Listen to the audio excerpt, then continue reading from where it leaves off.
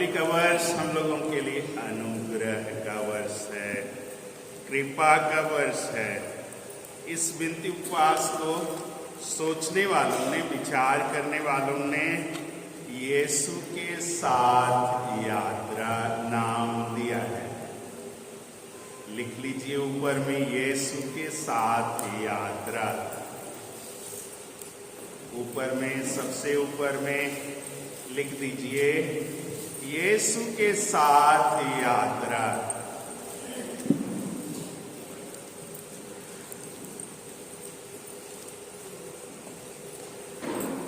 यीशु के साथ यात्रा करने के लिए मैंने निर्णय किया कि मैं आपको करीब 40 यात्रा सूचीबद्ध करूं जो बाइबल में हमारे लिए बताया गया है।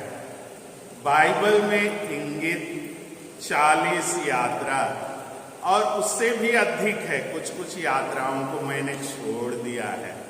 तो मैं आपके सामने पहले पक्ष में 40 यात्राओं का विवरण और कुछ उनका महत्व आपके सामने रखूंगा, और दूसरे पक्ष में यात्रा के लिए सबसे बड़ी आवश्यकता है भोजन। भोजन के बारे में हम लोग चर्चा करेंगे, और वो भोजन क्या है? यूखरिस्त है, प्रभु का शरीर और रक्त है जो हमें यात्रा में मदद करता है। यात्रा तय करने के लिए, आगे बढ़ने के लिए हम सबको मदद करता है। तो हमारे लिए सबसे पहली यात्रा हम लोग शुरू करते हैं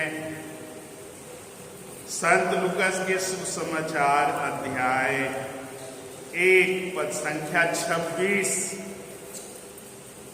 में लिखा है, स्वर्गदूत गाब्रिएल यीशु का संदेश लेकर के इस धरती पर नाजरेत नामक नगर में एक कुंवारी के पास आया। एक यात्रा स्वर्ग से इस पृथ्वी पर एक कुंवारी के पास। एक बहुत बड़ा मकसद है कि वो नारी जिससे विनाश आया था, पाप आया था आदनबारी में, वैसे ही नारी के पास स्वर्गदूत आया संदेश लेकर के। संत लूकास का सुसमाचार अध्याय 1 पद संख्या 26।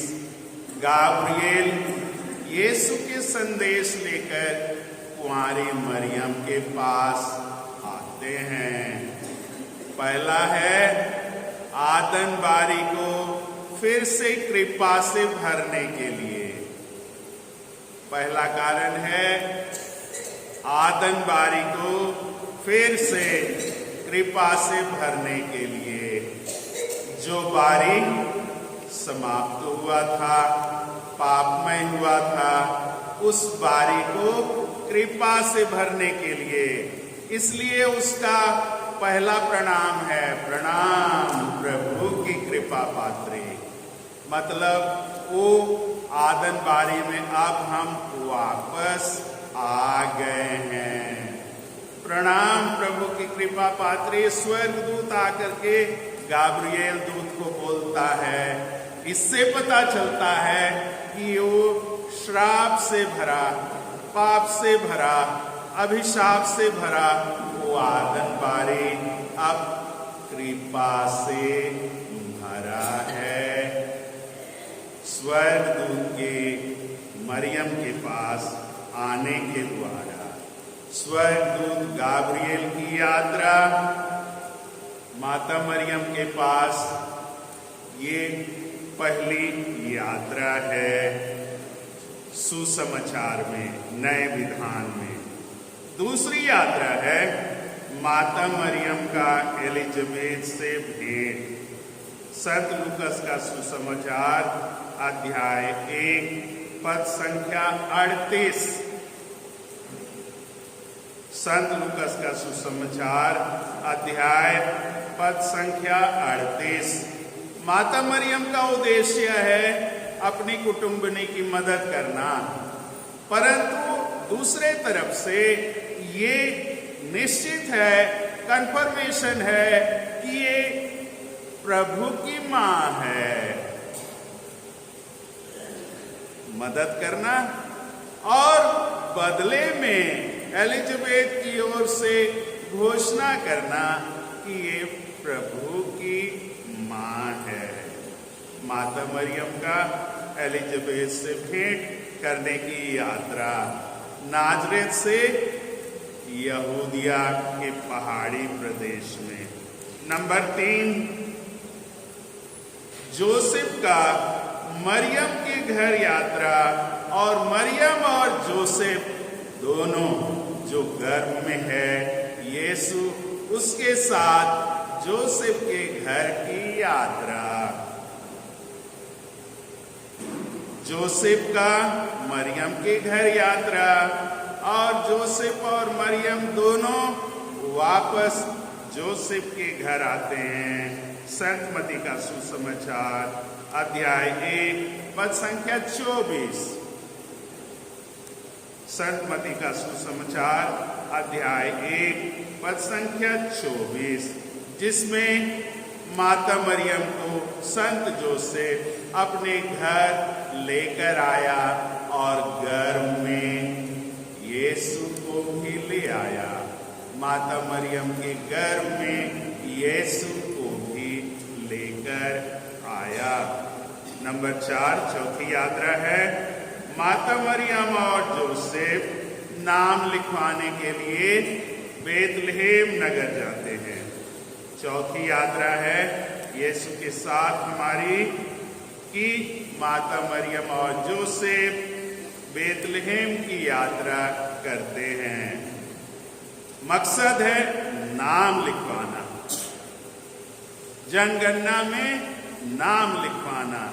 जोसेफ अपनी पत्नी के साथ नाम लिखवाए, परंतु नाम लिखवाने के क्रम में, आज्ञा पालन के क्रम में उन्हें मुक्तिदाता प्राप्त होता है।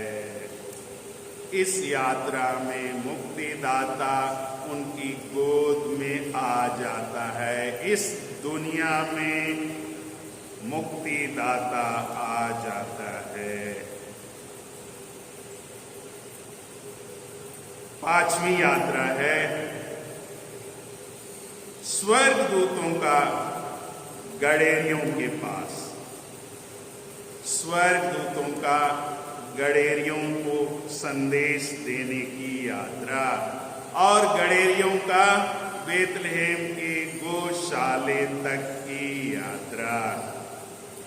मकसद मुक्तिदाता का दर्शन, बचाने वाले का दर्शन। स्वयं गड़ेरियों के लिए और संदेश से पूरी दुनिया को बचाने वाला है। स्वयं का मुक्तिदाता और पूरी दुनिया का मुक्तिदाता। गड़ेरिये बेतलहेम तक की यात्रा करते हैं और ये पाते हैं कि ये बालक मेरा मुक्तिदाता है और दुनिया का मुक्तिदाता है। 6ठी यात्रा है 3 राजाओं की यात्रा। अच्छा, गड़ेरियों की यात्रा संत लूकस का सुसमाचार अध्याय 2 पद संख्या 8 से 15। संत लूकस का सुसमाचार अध्याय 2 पद संख्या 8 से 15। 3 राजाओं की यात्रा।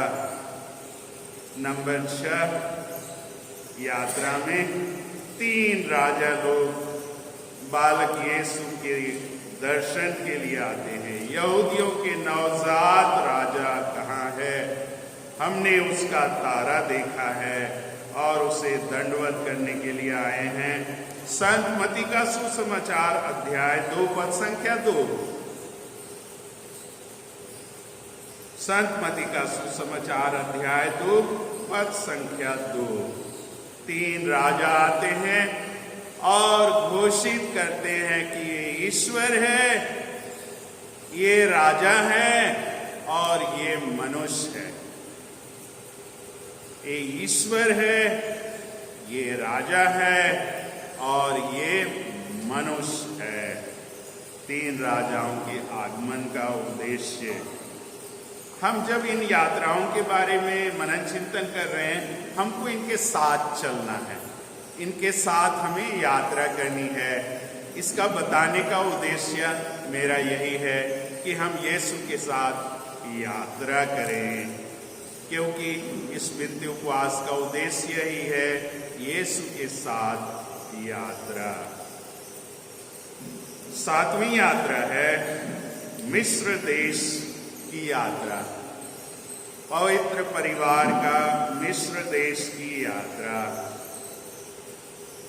यीशु, मरियम और यूसुफ मिस्र देश जाते हैं। संत मत्ती का सुसमाचार अध्याय 2 पद संख्या 13 और 14। संत मत्ती का सुसमाचार अध्याय 2 पद संख्या 13 और 14। मिस्र देश जाने का लक्ष्य बालक यीशु को बचाना पहला है। दूसरा है कि ईश्वर ने अपने पुत्र को मिस्र देश से बुलाया। नबियों ने जो कहा था वो बात पूरा हो जाए, नबी की नबूवत पूरा हो जाए, इसलिए पवित्र परिवार मिस्र देश की यात्रा करते हैं। नंबर 8, मंदिर में समर्पण के लिए यात्रा। मंदिर में समर्पण के लिए यात्रा। संत लूकस का सुसमाचार अध्याय 2 पद संख्या 22। संत लूकस का सुसमाचार अध्याय 2 पद संख्या 22। मंदिर में समर्पण का उद्देश्य है मूसा की संहिता का पालन करना, नियमों का पालन करना।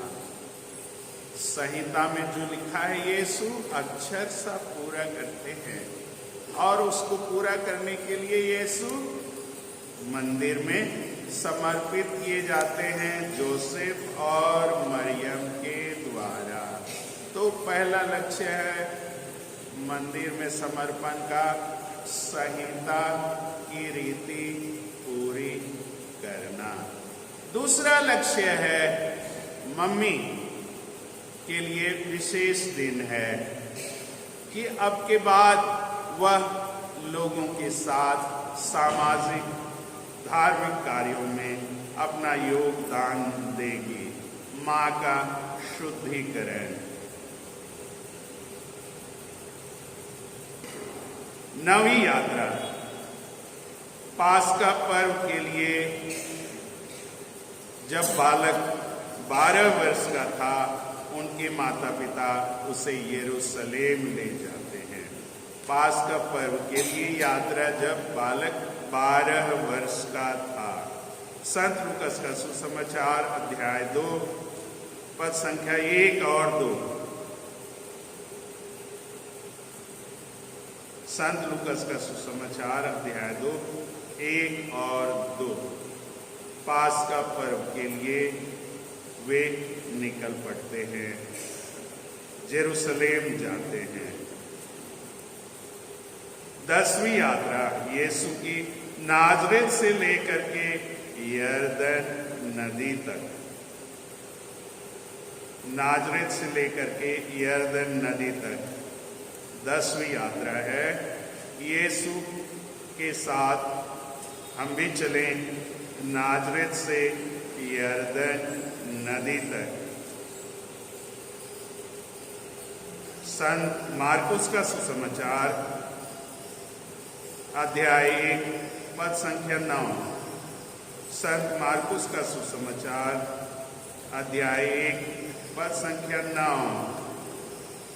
मकसद है संहिता की रीति पूरी करते करते ईश्वर के द्वारा घोषित करना कि यह मेरा प्रिय पुत्र है, ईश्वर का प्रिय पुत्र घोषित किया जाना।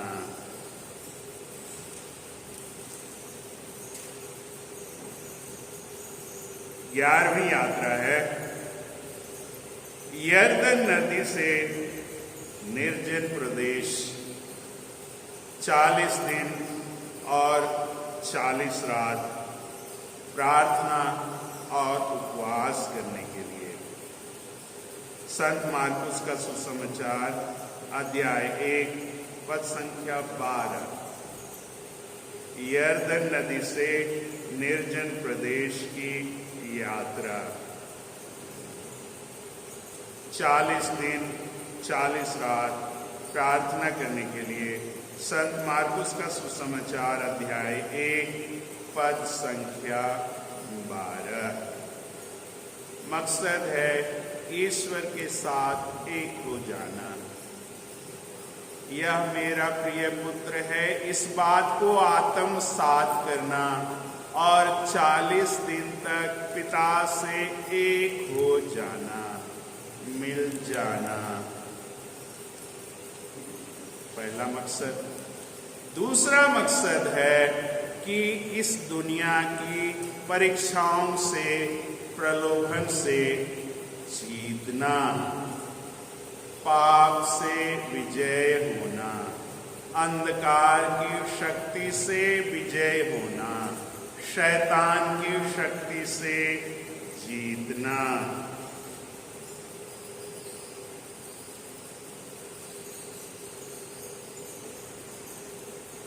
अगली यात्रा है 12वीं यात्रा है निर्जन प्रदेश से जबूलून नप्ताली प्रांत की यात्रा। निर्जन प्रदेश 40 दिन और 40 रात उपवास करने के बाद और सांसारिक प्रलोभन, परीक्षा, शैतान पर विजय पाने के बाद में जबूलून और नप्ताली प्रांत में अपना उपदेश शुरू करते हैं। पश्चाताप करो, स्वर्ग का राज्य आ गया है। पश्चाताप करो, स्वर्ग का राज्य आ गया है। संत मत्ती का सुसमाचार अध्याय 4 पद संख्या 13। संत मत्ती का सुसमाचार अध्याय 4 पद संख्या 13। जबूलून प्रांत, नप्ताली प्रांत अंधकार में प्रदेश में ज्योति का उदय हुआ है। अंधकार में प्रदेश में रहने वालों के लिए ज्योति का आगमन हुआ है। यीशु ज्योति के बारे में लोगों को बताते हैं। अब पाप का समाप्ति हो गया है, बुराई की समाप्ति हो गई है। इस यात्रा में यीशु प्रकाश को दिखाते हैं, ज्योति को दिखाते हैं अपने वचन के द्वारा। नंबर 13वीं यात्रा है जबूलून नप्ताली प्रांत से कफरनाहूम की यात्रा। कफरनाहूम की यात्रा में यीशु चमत्कार के काम करते हैं। कोढ़ी को ठीक करते हैं, अर्धांग रोगी को ठीक करते हैं। कफरनाहूम में वे सिमोन की सास को ठीक करते हैं, चंगाई का काम शुरू करते हैं। ईश्वरीय शक्ति जो उनके ऊपर है वो प्रकट रूप से लोगों के ऊपर दिखाई पड़ रहा है इस यात्रा के द्वारा। शाम के समय लोग ले आते हैं बहुत सारे बीमार लोगों को, यीशु उनको चंगा करते हैं। यीशु के चमत्कारिक कार्य प्रारंभ हो गए हैं। सार्वजनिक जीवन में यीशु ईश्वर की महिमा प्रकट कर रहे हैं।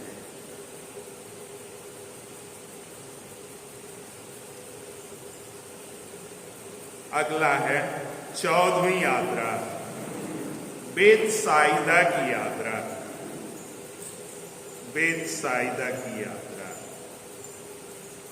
इसके पहले कफरनाहूम वाला है संत मार्कुस का सुसमाचार अध्याय 1 पद संख्या 29। अध्याय 1 पद संख्या 29 संत मार्कुस का सुसमाचार। और बेतसाइदा की यात्रा है संत मार्कुस का सुसमाचार अध्याय 8 पद संख्या 22।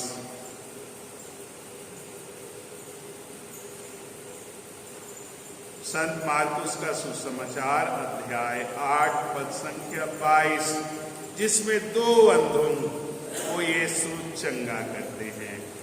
बेतसाइदा में यीशु 2 अंधों को दृष्टि दान देते हैं।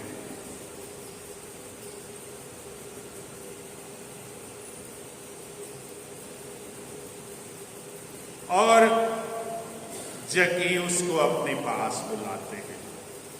जक्कियुस के घर मेहमान जाते हैं। जक्कियुस का मन परिवर्तन होता है।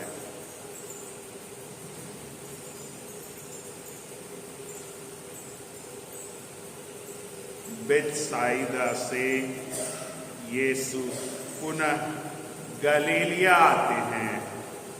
उनकी यात्रा गलीलिया की यात्रा 15वीं यात्रा है, गलीलिया की यात्रा। संत मार्कुस का सुसमाचार अध्याय 1 35 से 39। मार्कुस का सुसमाचार अध्याय 1 35 से 39, जिसमें यीशु सतपति के नौकर को चंगा करते हैं। जैरुस की बेटी को चंगा करते हैं। 12 साल से रक्तस्राव पीड़ित महिला को चंगा करते हैं।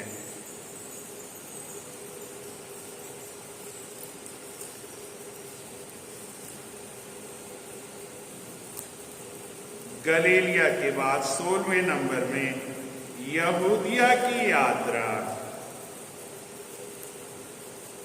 यहूदिया की यात्रा, यीशु की यहूदिया की यात्रा। संत मती का सुसमाचार अध्याय 19 पद संख्या 1।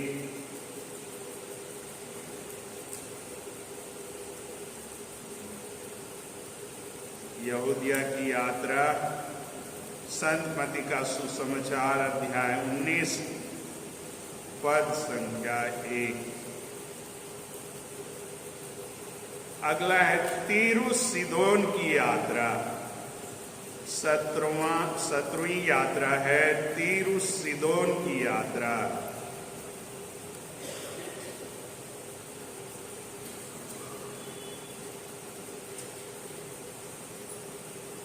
जिसमें एक महिला जो सुरूफीनी की थी, उनकी बेटी जो बीमार थी, यीशु उनको चंगा करते हैं।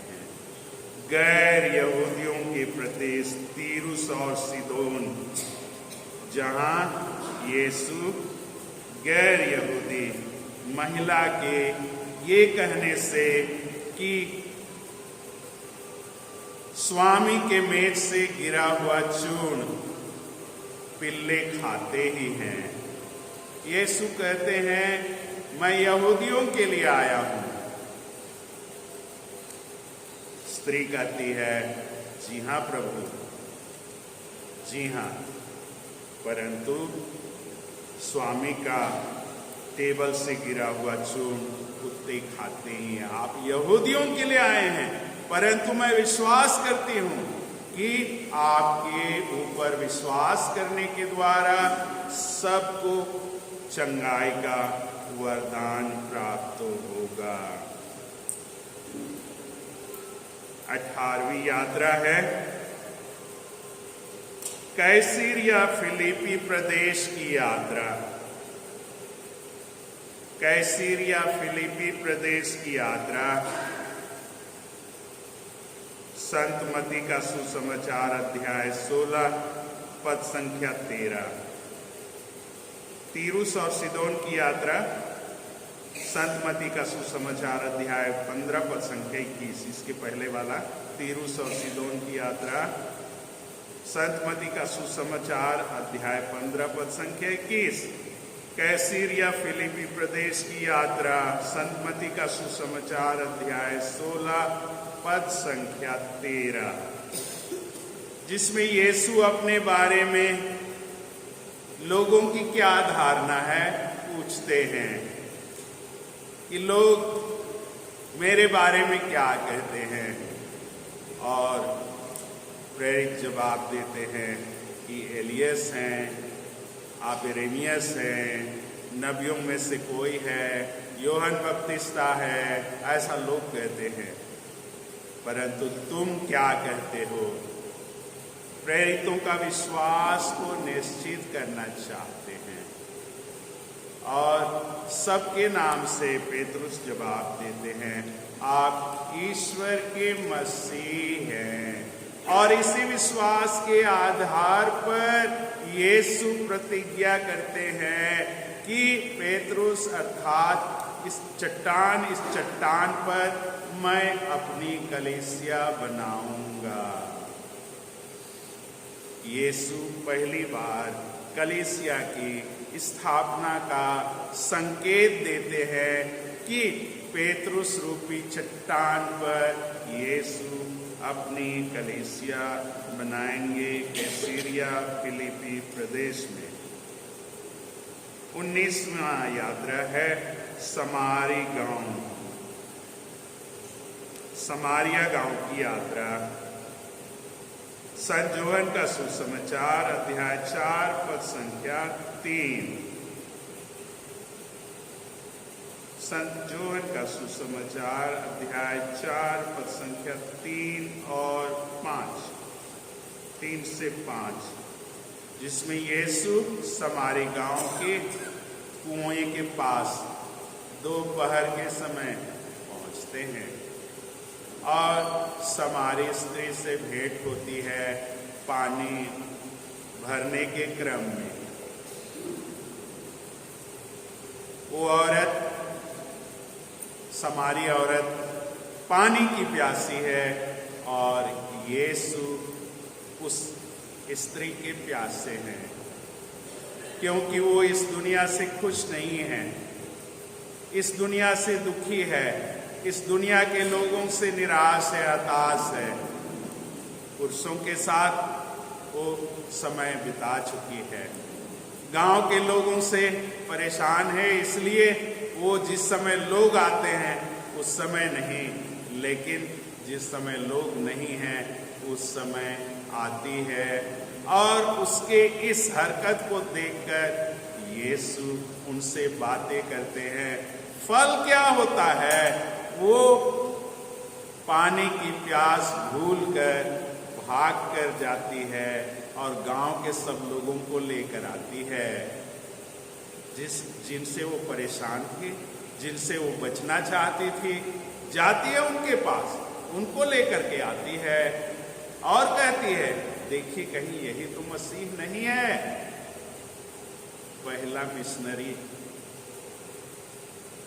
जो अपने गांव जाती है और गांव वालों को लेकर यीशु के पास आती है।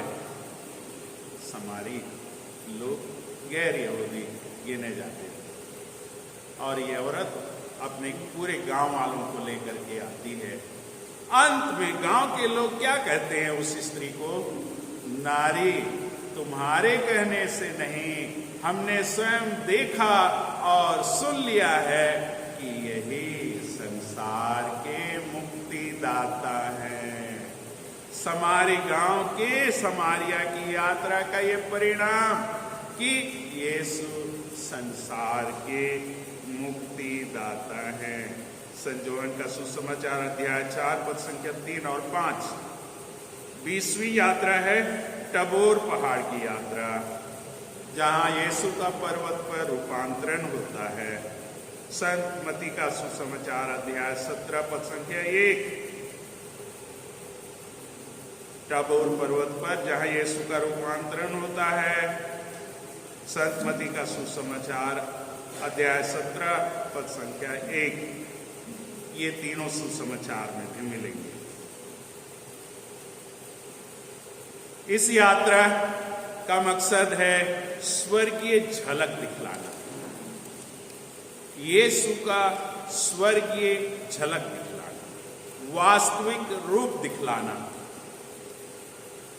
कि अगला कदम क्या होगा, और ऐसा रूप जहां रहना लोगों को अच्छा लगता है। पेतरुस कहते हैं यहां रहना हमारे लिए कितना अच्छा है। उस झलक में रहना, यीशु के साथ रहने में कितना अच्छा है। यीशु में विश्वास करने वालों के लिए ऐसा ही होगा।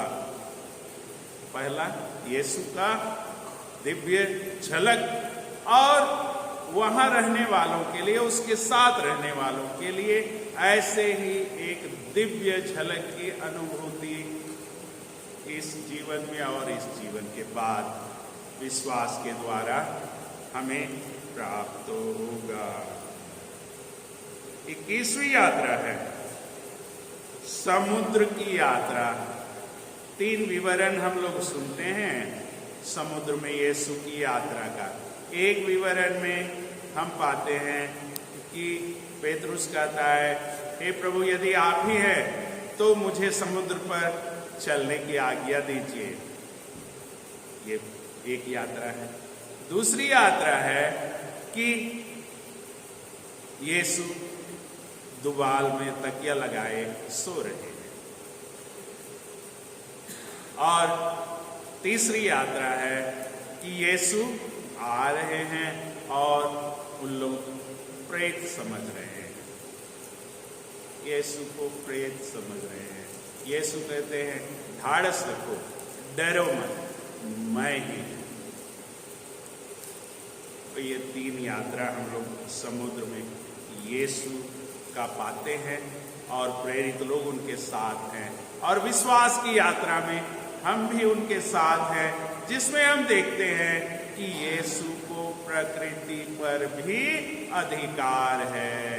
ये कौन व्यक्ति है जिसकी बात आंधी और समुद्र भी मानते हैं? यीशु का अधिकार समुद्र और आंधी में भी है। ये समुद्री यात्रा के द्वारा प्रकट होता है।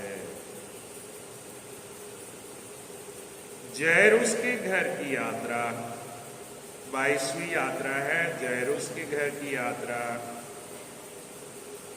अच्छा, समुद्र की यात्रा संत मत्ती का सुसमाचार अध्याय 8 पद संख्या 23। संत मत्ती का सुसमाचार अध्याय 8 पद संख्या 23।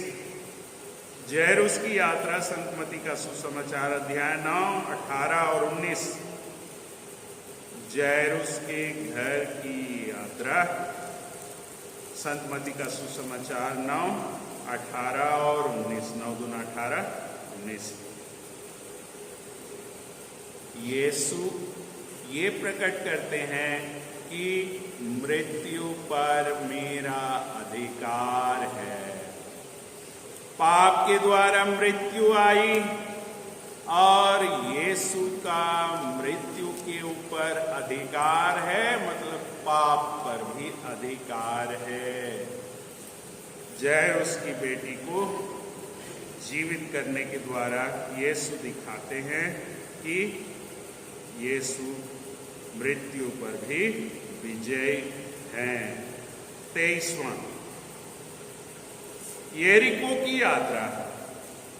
23वीं यात्रा है यरीको की यात्रा, जिसमें यीशु अंधे व्यक्ति को चंगा करते हैं।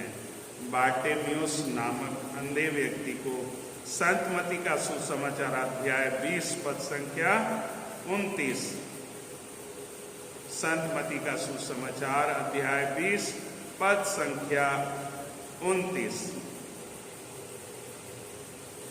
यरीको की यात्रा में अंधा बार्टिमेउस को दृष्टिदान प्राप्त होता है।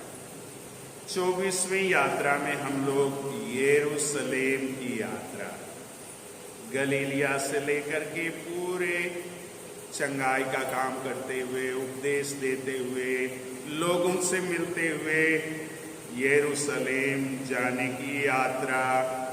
ये है संत मती का सुसमाचार अध्याय 20 पद संख्या 17 और 18।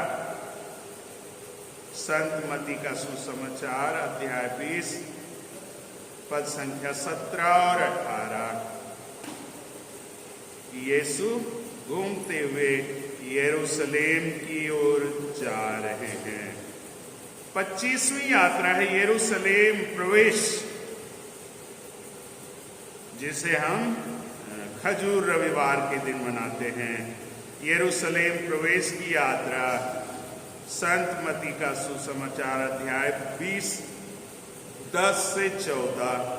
संत मती का सुसमाचार अध्याय 20 10 से 14, ये चारों सुसमाचार में मिलेंगे। यरूशलेम प्रवेश की यात्रा चारों सुसमाचार में मिलेंगे।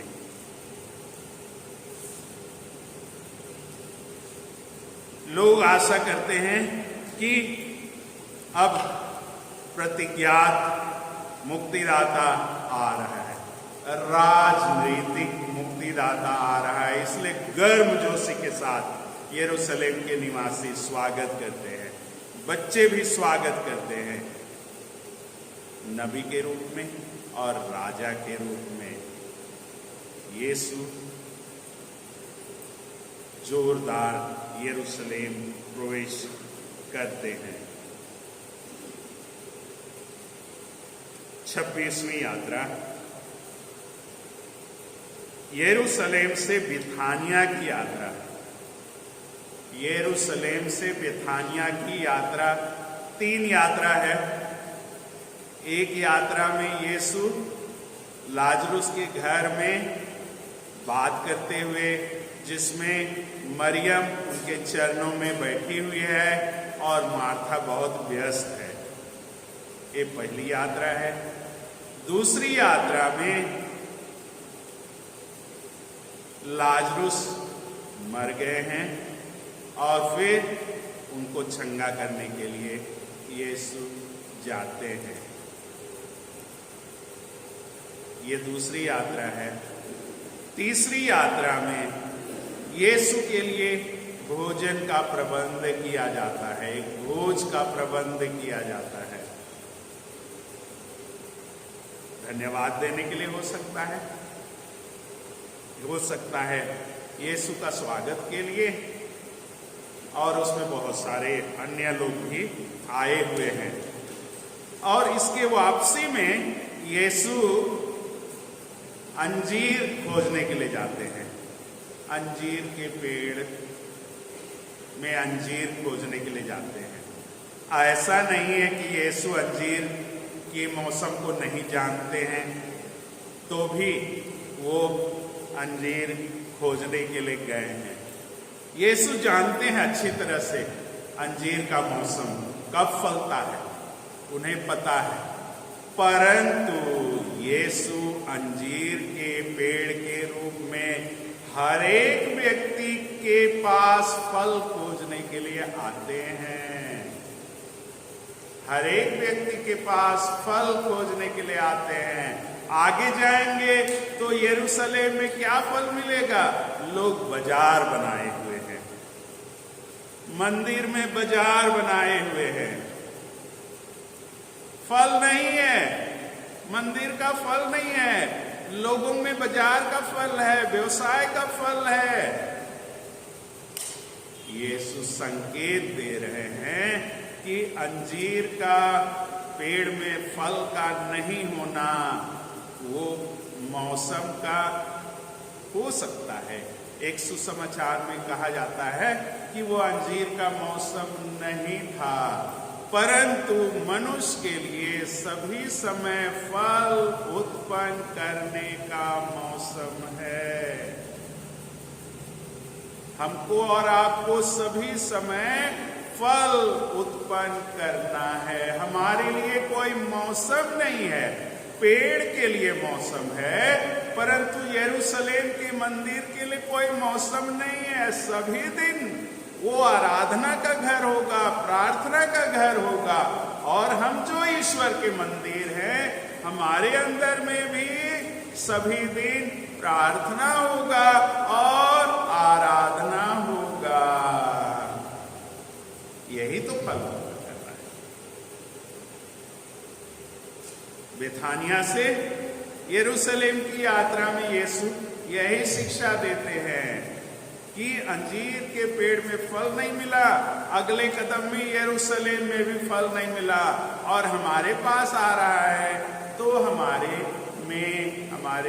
जीवन में क्या फल मिल रहा है कि नहीं मिल रहा है। हम ईश्वर के मंदिर हैं, जैसे यरूशलेम मंदिर है, तो यरूशलेम मंदिर प्रार्थना का घर होगा, आराधना का घर होगा। हमारा हृदय प्रभु का मंदिर है। क्या वहां पर प्रार्थना है, आराधना है? यही तो ये अंजीर का पेड़ हमें सिखा रहा है। ये 27वां हो गया संत मत्ती का सुसमाचार अध्याय 21 पद संख्या 18। यरूशलेम, बेथानिया से यरूशलेम की यात्रा। संत मत्ती का सुसमाचार अध्याय 21 पद संख्या 18। 28वीं यात्रा है अंतिम ब्यारे की यात्रा, अंतिम भोज की यात्रा। 28वीं यात्रा अंतिम ब्यारे की यात्रा, जिसमें वह 2 शिष्यों को यह कह करके भेजते हैं कि शहर के अमुक व्यक्ति के पास जाओ, वह तुम्हें पर्व के लिए, पास्का पर्व के लिए एक सजा सजाया कमरा दिखा देगा, वहीं तुम पर्व की तैयारी कर लो। और यीशु शाम के समय चल पड़ते। संत मार्कुस का सुसमाचार अध्याय 14 से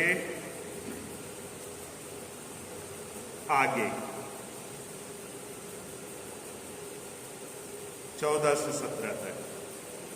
संत मार्कुस का सुसमाचार अध्याय 14 से 17।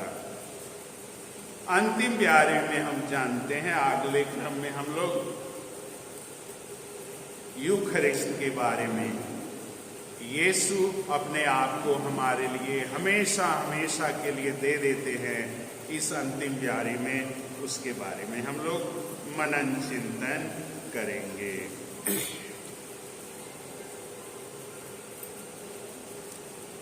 अंतिम ब्यार से अगली 29वीं यात्रा है। 29वीं यात्रा है अंतिम ब्यारी से गेत्सेमानी बारी तक। 29वीं यात्रा से गेत्सेमानी बारी तक की यात्रा संत मार्कुस का सुसमाचार अध्याय 14 पद संख्या 33। संत मार्कुस का सुसमाचार अध्याय 14 पद संख्या 33। गेत्सेमानी बारी में यीशु 3 बार एक ही बातों को दोहराते हुए प्रार्थना करते हैं। प्रार्थना का महत्व यीशु सिखाते हैं। परीक्षा में पार होने के लिए प्रार्थना जरूरी है। प्रार्थना की आवश्यकता हर एक मनुष्य के लिए, उसके जीवन को ईश्वर के साथ जोड़ने के लिए। हे पिता, यदि हो सके तो यह प्याला मुझसे दूर हो जाए, परंतु मेरी नहीं तेरी इच्छा पूरी हो। ये वाक्य क्या कर रहा है? पिता ईश्वर से जोड़ रहा है, पिता से बातें कर रहा है। 30वीं यात्रा 30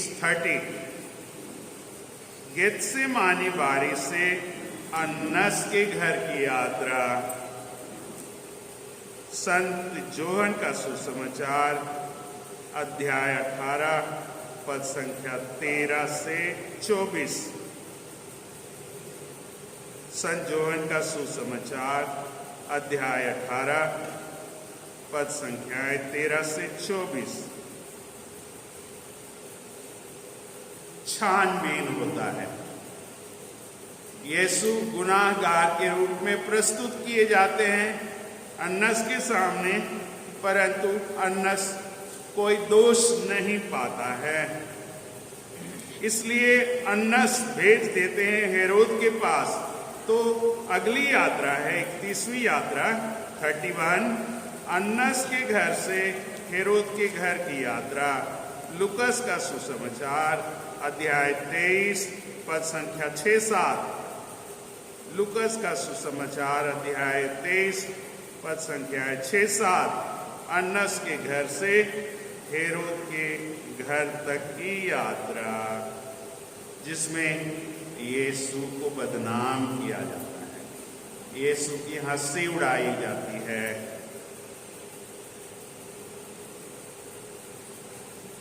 यीशु को कांटों का मुकुट पहनाते हैं, उसे प्रणाम करते हैं। फिर हेरोद के घर से पुनः पिलातुस के घर की यात्रा, जिसमें 40 कोड़े मारे जाते हैं। पिलातुस उन्हें छोड़ देना चाहते हैं, हाथ धोते हैं, परंतु बात बनती नहीं है।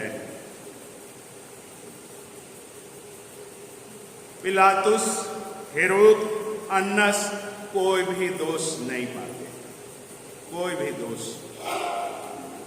फिर यीशु को मरने की आज्ञा क्यों मिलता है?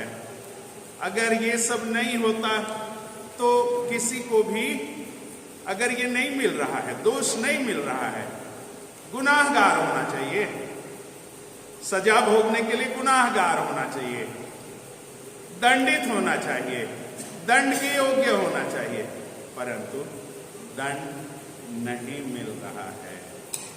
तो क्या आत्महत्या है? आत्महत्या है। आत्महत्या इसलिए नहीं है कि ये बलि है, ये बलिदान है। बलिदान मेमने की चढ़ाई जाती है, अन्न की चढ़ाई जाती है, जानवरों की चढ़ाई जाती है। इसीलिए ये आत्महत्या नहीं है और ना ही दंड आज्ञा है। तो पिलातुस यीशु को प्राण दंड की आज्ञा देते हैं, क्योंकि कुछ भी नहीं चल रहा है, उसका फैसला नहीं हो पा रहा है और पर्व एकदम नजदीक है। इसलिए पिलातुस क्रूस पर चढ़वाने के लिए दंडित करता है। क्रूस मानव इतिहास में सबसे क्रूर सजा है। इससे और कोई क्रूरता का प्रमाण नहीं है। रांची जाएंगे, फांसी टुंगरी बोलते हैं। फांसी में व्यक्ति अधिक नहीं सफर करता है, अधिक कष्ट नहीं झेलता है। बस यहाँ हमारे पुलिस वाले कुछ भाई लोग हैं, ऊपर का सांस ऊपर हो गया, नीचे का सांस खत्म हो गया, बस कुछ कष्ट नहीं होता है। फांसी में प्राण निकल जाता है, बस यहाँ ये रस्सी लग जाता है, ऊपर का सांस नीचे के सांस से टूट जाता है, मर जाते हैं। ऐसे ही अन्य मृत्यु में होता है, परंतु क्रूस की पीड़ा का मृत्यु में तड़प तड़प कर असहाय कष्ट, मानव इतिहास में इससे क्रूर दंड और कुछ नहीं है। यीशु के लिए निर्दोष होने पर भी, छानबीन करने के बाद में भी, कुछ नहीं मिलने के कारण भी, ये जो सबसे अधिक क्रूरता का दंड है वो दिया जाता यीशु को पिलातुस के घर से अब कलवारी पहाड़ की यात्रा, अगली यात्रा है पिलातुस के घर से कलवारी पहाड़ तक की यात्रा। 14 स्थान है संत योहन का सुसमाचार अध्याय 19 16 से 30। संत योहन का सुसमाचार अध्याय 19 पद संख्या 16 से 30। हम लोग हर शुक्रवार को ये यात्रा करते हैं। पिलातुस के घर से कलवारी पहाड़ तक की यात्रा, ये 33वीं यात्रा है। 33वीं यात्रा है। हमारे जीवन में सुधार लाने के लिए, हमको पवित्र करने के लिए और पापियों का मन फिराव के लिए ये यात्रा पिलातुस के घर से कलवारी पहाड़ तक की यात्रा हम लोग करते हैं। अगली यात्रा है 34वीं यात्रा, क्रूस से कब्र तक। क्रूस से कब्र तक की यात्रा। यीशु मनुष्य है और मनुष्य के रूप में यीशु मर गए, जिसको 3 राजाओं ने बताया था कि ये सच्चा ईश्वर है, सच्चा मनुष्य है और ये राजा है। सच्चे मनुष्य के रूप में यीशु को मरना होगा और ये मृत्यु यीशु सच्चे मनुष्य होने का प्रमाण दिखा रहा है।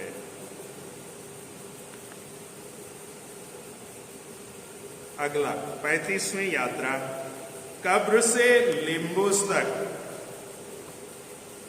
कब्र से लिम्बुस तक। संत मती का सुसमाचार अध्याय 27 51 से 53। संत मती का सुसमाचार अध्याय 27 पद संख्या 51 से 53। लिम्बुस शब्द नहीं लिखा हुआ है। क्या लिखा हुआ है? यीशु जब मरे तब भूकंप हुआ। भूकंप हुआ, कब्रें फट गईं और बहुत सारे लोग जी उठे और यरूशलेम में दिखाई दिए। इसको हमको समझने के लिए कलीसिया ने लिम्बुस कहा है। ये लिम्बुस यीशु मरे और मुर्दों के लोक में गए। हम लोग प्रेरितों के धर्मसार प्रार्थना में बोलते हैं मुर्दों के लोक में गए, माने आदम हेवा से लेकर के यीशु तक माने यीशु के पालक पिता संत जोसेफ और यूहन्ना बपतिस्ता भी यीशु के नहीं मरने तक ये मुर्दों के लोक में लिम्बुस में रहे। उसी के बारे में लिखा है कि जब यीशु प्राण त्याग दिए, जब यीशु मरे, उस समय कब्रें फट गई, भूकंप हुआ, पर्दा फट गया और बहुत से धर्मी अपने कब्रों से निकलकर जेरूसलेम में लोगों को दिखाई दी। यीशु की मृत्यु का परिणाम पुराने व्यवस्थान में, यीशु के मरने का फल पुराने व्यवस्थान में जो नबी लोग थे, जैसे मूसा नबी दिखाई दिए थे पर्वत पर रूपांतरण में, एलियस नबी दिखाई दिए थे, परंतु वे स्वर्ग इसलिए नहीं जा पाए थे क्योंकि मुक्तिदाता हमारे पापों के बदले अभी तक नहीं मरे थे। ये प्राण गंवाए, अभी मरे और पर्दा फट गया, भूकंप हुआ, कब्रें खुल गई और लिम्बुस से, मुर्दों के लोक से धर्मी निकलकर यीशु के साथ, भले डाकू ने के साथ भले डाकू को यीशु, आज ही तुम मेरे साथ परलोक में होगे। भला डाकू और जितने भी लोग यीशु के पहले मर गए थे, यीशु के मृत्यु का परिणाम लिम्बुस में रहने वाले, मुर्दों के लोक में रहने वाले जी उठते हैं और यीशु के साथ स्वर्ग लोक की यात्रा करते हैं। अगली यात्रा है 36वीं यात्रा, कब्र से जीवन तक। पास्का रविवार को पहरेदार पहरा कर रहे थे, पत्थर हटा दिया गया, स्वर्गदूत आए और थर-थर कांपने लगे। स्वर्गदूतों ने पत्थर हटा दिया और पहरेदार डर के मारे थर-थर कांपने लगे। यीशु मृत्यु से जीवन की यात्रा करते हैं, जीवन में प्रवेश करते हैं। अगली यात्रा है मरियम मगदलेना से भेंट मुलाकात।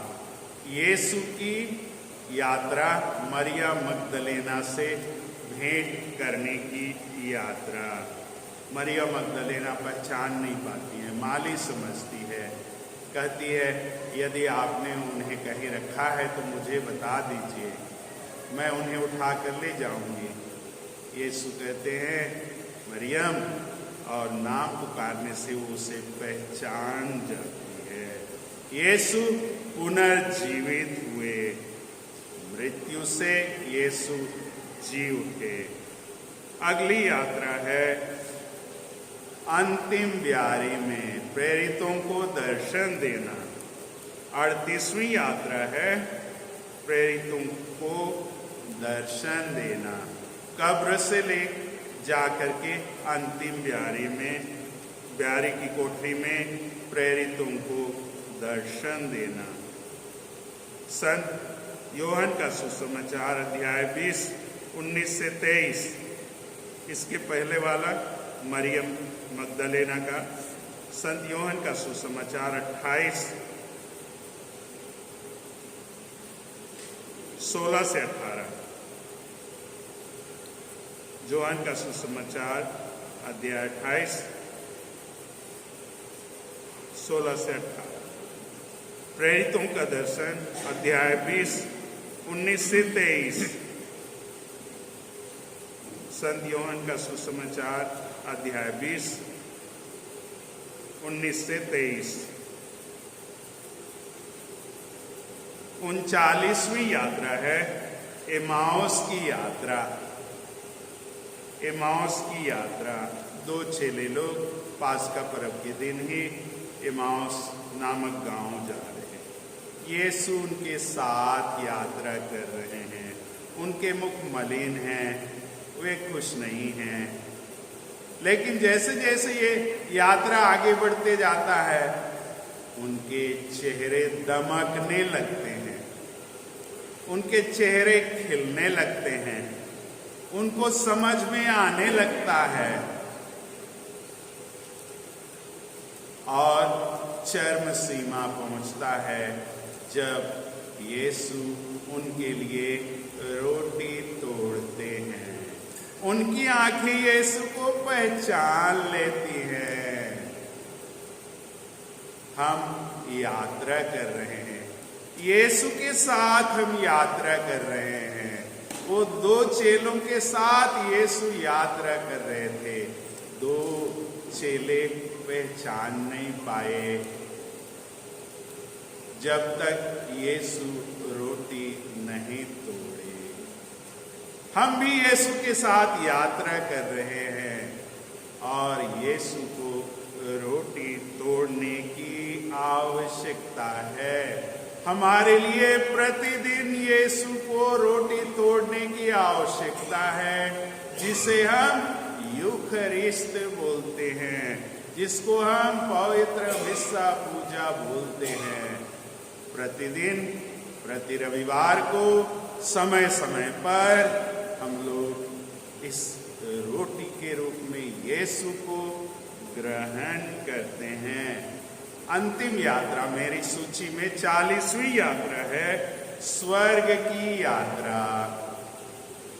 यीशु का स्वर्ग की यात्रा। प्रेरित चरित अध्याय 1 पद संख्या 9 से 11।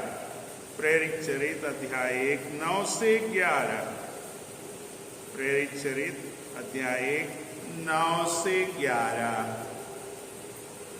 यीशु के जन्म के समय स्वर्गदूत आया था। अब यीशु के स्वर्गारोहण के समय फिर से स्वर्गदूत आया। यीशु को इस धरती पर लाने के लिए, माता मरियम के गोद कोख में लाने के लिए, गर्भ में लाने के लिए स्वर्गदूत गाब्रिएल आया। और यीशु जब अंतिम यात्रा इस पृथ्वी से स्वर्ग जा रहे हैं, उस समय भी स्वर्गदूत आए हैं। ऐ गलीलियो, आप लोग एकटक स्वर्ग की ओर क्यों देख रहे हैं? जिस प्रभु को आपने जाते देखा है, वही प्रभु फिर आएंगे, बादलों में आएंगे। जैसे यीशु को स्वर्गदूत लेकर के गए, वैसे ही हम प्रत्येक जन को भी यीशु आदेश देते हैं, दुनिया के कोने कोने में जाकर सुसमाचार का प्रचार करो। जो विश्वास करेगा उसे मुक्ति मिलेगी, जो विश्वास नहीं करेगा उसे दंड मिलेगा। और जो विश्वास करेंगे वे चमत्कार दिखाएंगे। और ये विश्वास करने वालों के लिए क्या होगा? जैसे स्वर्गदूत आए, वैसे संत पौलुस कुरिन्थियों के नाम पत्र अध्याय, पहला पत्र अध्याय 15 पद संख्या 51 में कहते हैं, स्वर्गदूत आएंगे, स्वर्गदूत आएंगे, तुरही बजाएंगे और पलक झपकते ही हमारा स्वरूप बदल जाएगा। हमारी यात्रा यीशु के साथ करने का मकसद क्या है?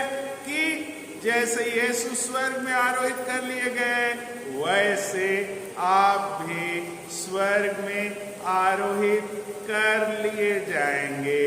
संत पौलुस के पत्र के हिसाब से कि स्वर्गदूत तुरही बजाएंगे, बादलों में आएंगे। उठ खड़े हो जाओ, सिर ऊपर उठाओ, क्योंकि तुम्हारी मुक्ति निकट है। ये 40वीं यात्रा मैं आपके साथ समाप्त करता हूँ। और हम लोग